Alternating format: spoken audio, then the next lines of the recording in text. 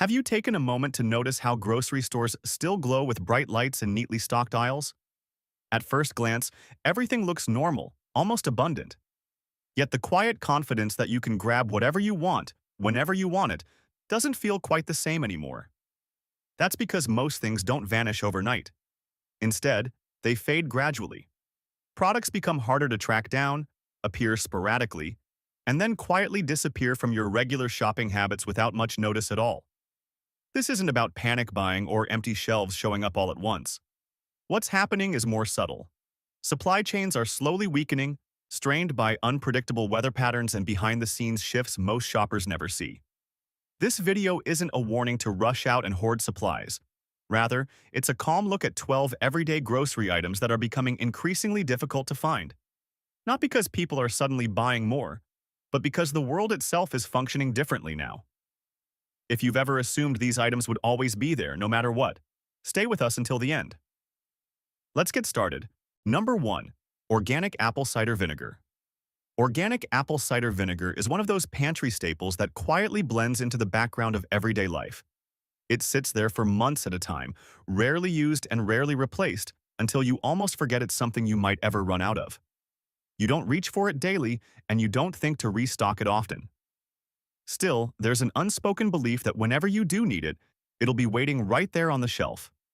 That belief was formed during years when growing conditions were relatively steady and supply chains moved without interruption. Weather followed familiar patterns, harvests were dependable, and availability felt guaranteed. Then one day, you're standing in the grocery aisle and something feels off. The shelf is full of options. White vinegar, rice vinegar, and all the lower-cost alternatives are neatly arranged just like always. But the organic apple cider vinegar is missing. There's no warning sign, no explanation, no out-of-stock label, just a blank space where it used to be. Most people assume it's a temporary hiccup. But the truth is, organic apple cider vinegar doesn't vanish because shoppers suddenly bought more of it. It fades away because organic apples themselves are becoming less predictable to produce. Organic apple farming depends heavily on consistent weather. There's no heavy chemical buffering and no aggressive intervention to correct problems. A single late rainy season, an extended heat wave, or a frost that hits too early can disrupt an entire harvest at its foundation. On top of that, apple cider vinegar isn't something manufacturers can rush to market. It requires time to ferment and stable conditions to develop properly. When apples become harder to source, production slows naturally. Faced with limited raw materials, producers have to prioritize. Items that sell quickly and generate faster returns move to the front of the line. Organic apple cider vinegar usually doesn't make that cut. What's most striking is how quietly it all happens. There's no alarm, no frantic buying, no dramatic shortage. People simply switch to another option and move on. And it's that silent adjustment that makes organic apple cider vinegar such a clear example of how familiar products can slip away unnoticed. It isn't disappearing because of a sudden crisis. It's becoming harder to find because the steady conditions it relies on are slowly eroding. Number 2. Pure honey. Honey is one of the rare foods humans have never fully mastered or controlled. We can cultivate crops, raise animals, and even manipulate growing environments with technology. Honey, however, operates on entirely different rules. Its existence depends on a tiny, delicate insect that is highly sensitive to even the smallest environmental shifts. For a long time, honey was a grocery store constant. Few people questioned its origin or the process behind it. You simply trusted that a jar would always be waiting on the shelf whenever you needed one. That sense of familiarity is exactly why many shoppers miss the early signs that honey is one of the first products to reflect deeper instability in the natural world. In recent years, beekeepers have started sharing a concerning pattern. Bees aren't vanishing in dramatic die-offs or creating alarming headlines. Instead, they quietly disappear. Colonies thin out. Activity drops. And the absence is subtle enough to go unnoticed by most people. Extended heat causes flowers to bloom at the wrong times. Wildfires erase entire wildflower regions. Unseasonal rainfall interferes with bees' ability to navigate and return to their hives. When nature's rhythm falls out of sync, bees are among the earliest to be affected. What makes honey different is that it doesn't vanish right away. Store shelves still look stocked because those jars were produced from past harvests. But as those reserves slowly diminish, the new supply often isn't enough to fully replace them. When that imbalance appears, the market doesn't respond with alarm. It adjusts quietly. Pure honey becomes diluted. Labels grow less specific. The flavor shifts just enough to be noticeable only if you're paying close attention. In the past, honey's greatest strength was its natural purity. Today, that same dependence on nature has turned into a vulnerability. Bees can't be pushed to produce more, ecosystems can't be rushed, and supply chains can't manufacture what they don't control. Pure honey isn't becoming scarce because people suddenly want more of it. It's harder to find because nature itself is slowly pulling back the stability we once assumed would always be there. You might not have consciously noticed it, but think back to the last time you bought honey. Did the texture, the taste, or even the wording on the label feel slightly different than it did a few years ago? Or have we simply adjusted to a world where normal isn't quite what it used to be? Number 3. Fresh leafy greens. Lettuce, spinach, and other leafy greens make one reality very clear. Not all food is built to survive unstable weather. You can store rice, you can stockpile canned goods. But leafy greens don't wait patiently on shelves or in warehouses. They live one day at a time, and they spoil just as quickly. A stretch of extra heat lasting only a few days can scorch young leaves before they ever reach maturity. One unexpected downpour can oversaturate the soil, rot the roots, and wipe out an entire field in a matter of hours. With leafy greens, there's no recovery period and no backup plan. Unlike fruit trees that can survive a bad season and try again next year, greens don't get a second chance. When weather patterns fall out of sync, they're often the first crops to fail. What's interesting is how quietly this shows up in stores. You rarely see signs warning of a vegetable shortage. No announcements, no explanations. Instead, you notice it indirectly. The produce section looks full in the morning, but by afternoon it's already thinning out. The next day, shelves are restocked, but something feels different. The selection has changed. The leaves are smaller, slightly wilted, and the prices are higher in a way that's hard to justify or explain. This cycle repeats often enough that you start questioning your own memory. Were leafy greens always this inconsistent, or have they really become harder to buy? One viewer summed it up with a short but honest observation. I used to shop for groceries once a week. Now I have to go twice just to catch fresh vegetables. Leafy greens don't vanish entirely. They simply stop being dependable. And that quiet unreliability slowly reshapes daily routines without ever announcing itself. More than anything else, leafy greens are an early signal. When the climate begins to shift, the most delicate foods are often the first to tell the story. Number 4. Dried chilies and fresh chilies. Chilies are a unique kind of ingredient. You don't use much of them at a time, but when they're missing, the absence is immediate and unmistakable.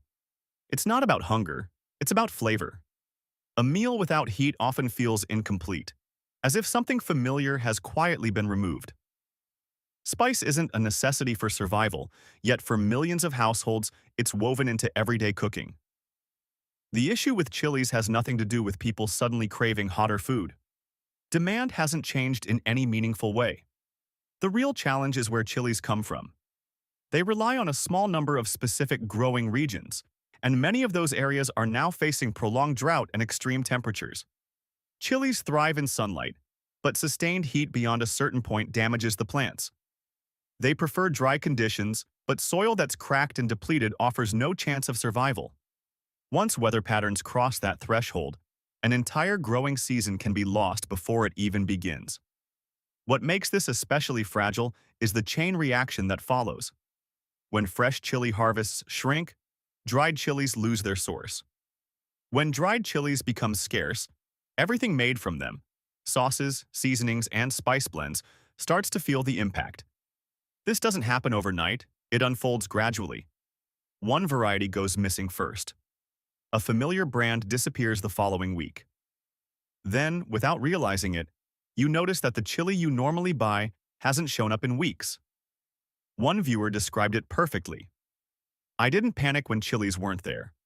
I just started buying whatever was left, even if it wasn't what I liked. Chilies don't vanish completely. Instead, they become a clear illustration of how food availability weakens quietly when weather stability breaks down. There's no announcement, no warning, just familiar options slipping away before you have time to question it. Have you ever caught yourself reaching for a substitute? Not because you wanted it, but because it was the only option left on the shelf? And at what point did choosing what you enjoy turn into choosing whatever happens to be available? Number 5. Almonds. Almonds are often seen as a good choice. They're linked to health, mindful eating, and the feeling that you're doing something right for your body. A small bag might sit unnoticed in a kitchen drawer or a handbag, ready whenever you need a quick, reliable snack. What most people rarely stop to consider is what almonds rely on to stay so consistently available. The answer is simple and increasingly scarce: water. Almonds are among the most water-demanding crops in agriculture. At the same time, the majority of almonds sold today come from California, a region where drought is no longer an occasional problem, but a long-term reality. When water becomes limited, it stops being distributed according to consumer demand. It's redirected toward essential needs: households, cities, and basic human use. Crops that require large volumes of water are forced into question, and almonds sit high on that list. What's striking is how slowly this shift unfolds. You don't walk into a store and find the almond section empty. Instead, the bags shrink. The prices quietly climb. The range of choices narrows. Over time, familiar brands disappear, replaced by options you don't quite recognize. This isn't a sudden shortage or a dramatic event. It's a gradual recalibration that happens slowly enough for shoppers to adjust without realizing they've adjusted at all. One viewer summed it up with a simple observation: "I still see almonds. I just don't buy them the way I used to." Almonds aren't becoming scarce because people are eating more of them. They're harder to find because, in a world facing water limitations, foods that are healthy but not essential are being reevaluated. And if you look at the bag of nuts in your kitchen today, you might find yourself wondering, when did buying almonds stop feeling like such an obvious choice? Number 6. Oranges and fresh orange juice. Oranges are so deeply woven into everyday life that most people never imagine them becoming difficult to find. A morning glass of orange juice, the scent of a freshly peeled orange in the kitchen, these small moments feel ordinary, almost guaranteed. That sense of normalcy, however, masks a reality that has been shifting quietly year after year. Today, oranges are facing pressure from several directions at the same time. Extreme weather has made harvest seasons increasingly unpredictable. Strong storms knock fruit from trees before it has a chance to mature. Extended periods of heat weaken the trees themselves, leaving them more vulnerable than before.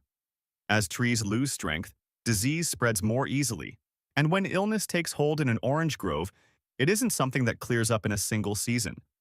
It lingers, sometimes for years, gradually reducing how much fruit the trees can produce. What often goes unnoticed is how these shortages actually appear. You don't walk into a store and see empty bins where oranges once were. Instead, the fruit is smaller. The selection is narrower. Prices rise slowly, almost imperceptibly, from one trip to the next. Bottled orange juice still shows up on shelves, but not with the consistency people expect. One week, it's fully stocked. The next, it's gone, only to reappear weeks later. That on and off availability creates the illusion that everything is still functioning normally. Oranges don't disappear the moment trees begin to struggle, and orange juice doesn't decline immediately when fresh fruit becomes harder to source. By the time shoppers start noticing changes, the supply chain has already weakened deep at its foundation. At that stage, shopping habits adjust quietly and naturally, without much thought or discussion. So maybe the question is no longer why orange juice costs more.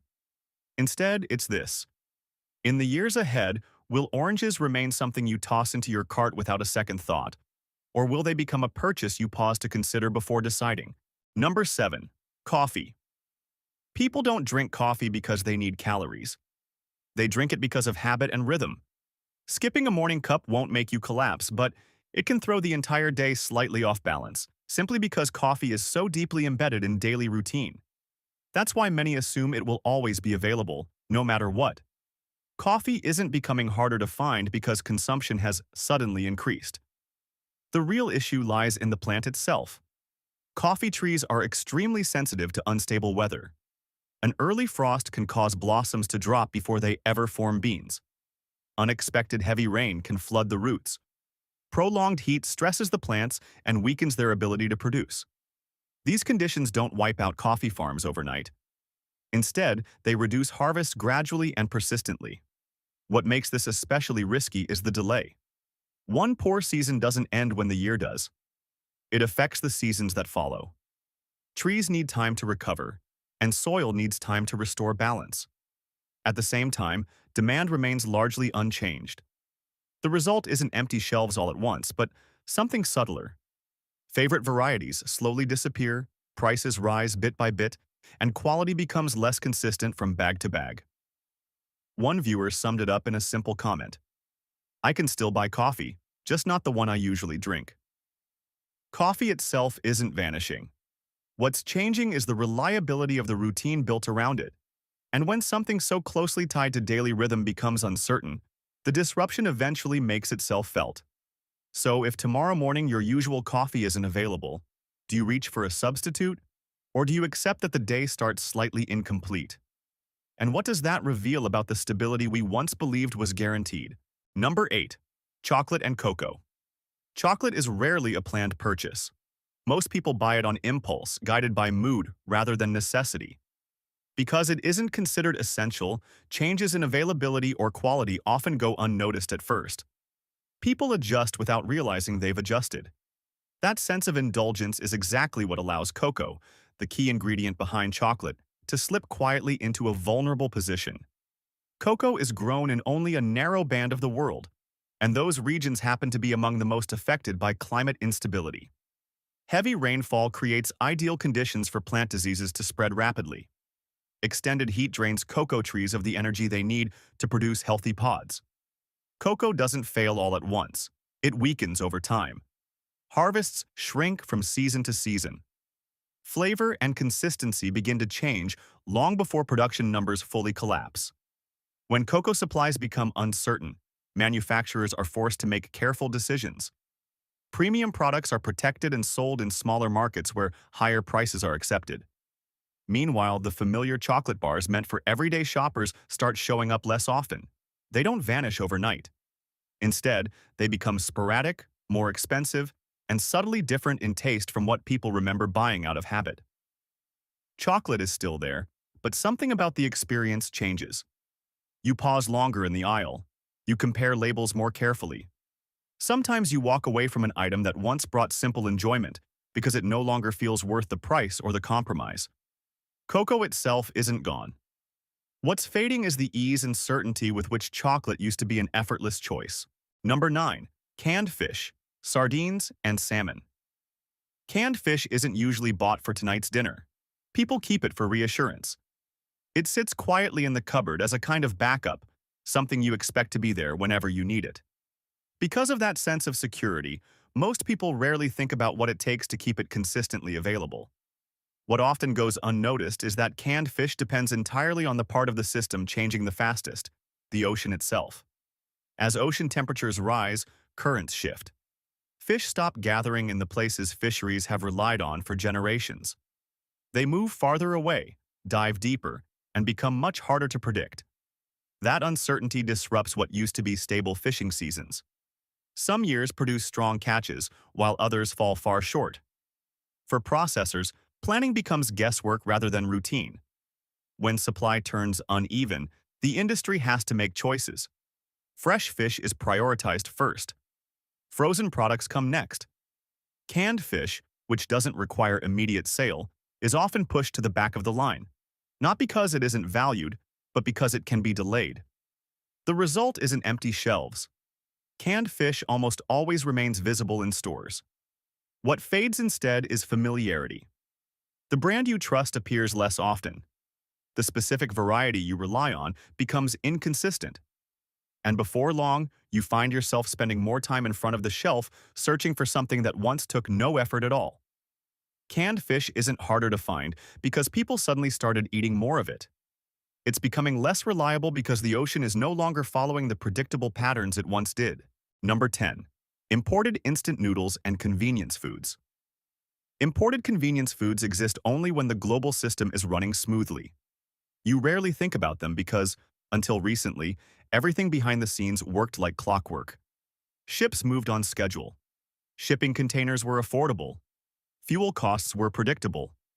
Products arrived where they were supposed to, exactly when they were expected. That sense of reliability disappears the moment even one part of the system falls out of sync. Storms delay ships at sea. Extreme weather pushes fuel prices higher.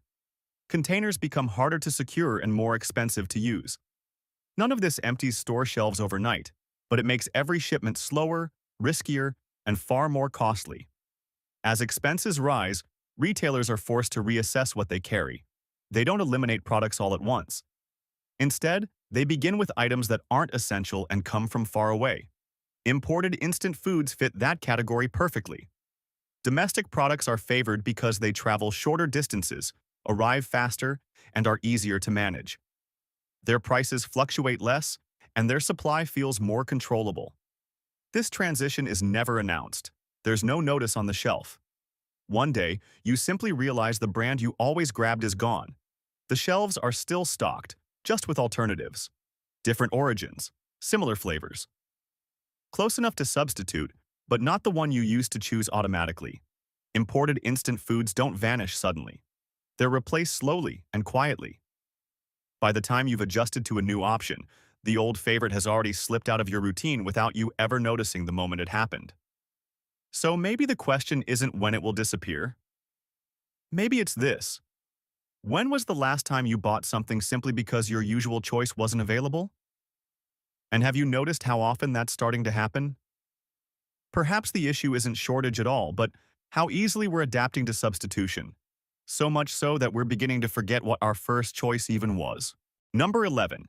Premium canned foods, organic soups, and broths. Premium canned foods aren't usually purchased out of necessity. People choose them for ease, for the sense that they're making a slightly healthier decision, and for a reassuring idea. No matter how busy life becomes, there's still something decent waiting in the pantry. That sense of comfort is exactly why many assume these products will always be available. But within the supply chain, premium canned goods aren't treated as essentials. When ingredient prices rise, transportation costs climb, and profit margins tighten, manufacturers are forced to rethink what they can sustain.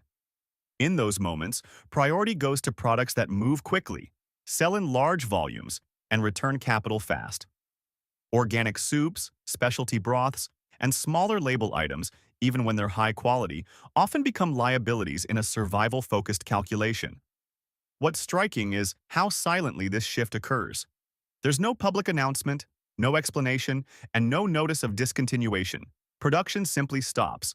The final batch sells through, and the shelf is filled with something new. That's why you rarely encounter an obvious gap. The shelves still look stocked. Fresh labels appear.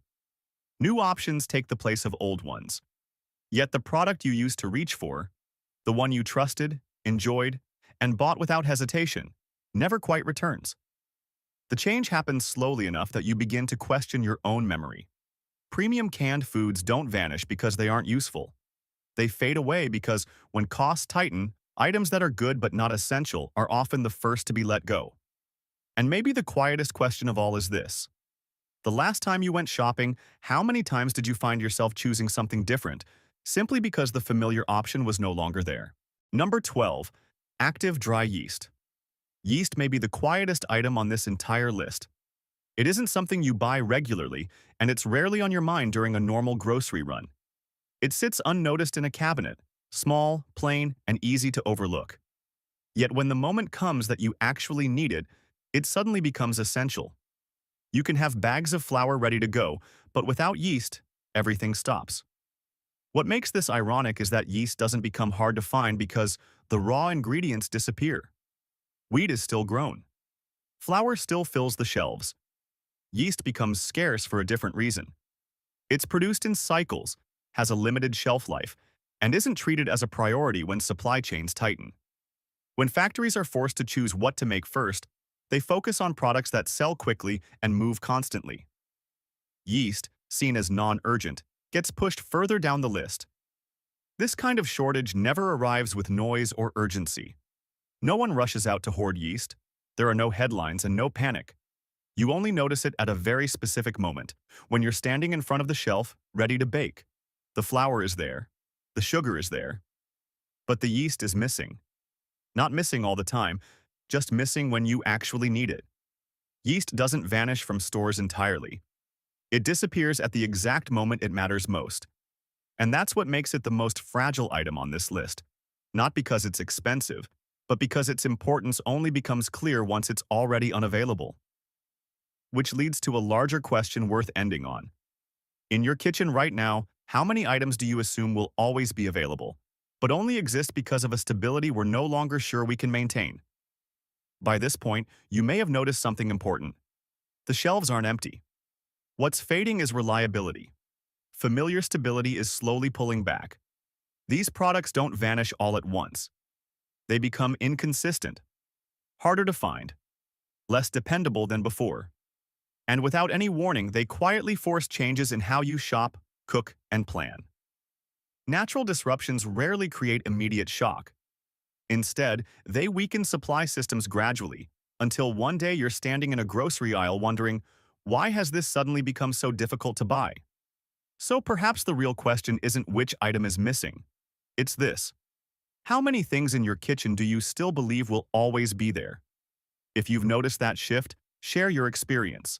It might be exactly what someone else is only just beginning to sense.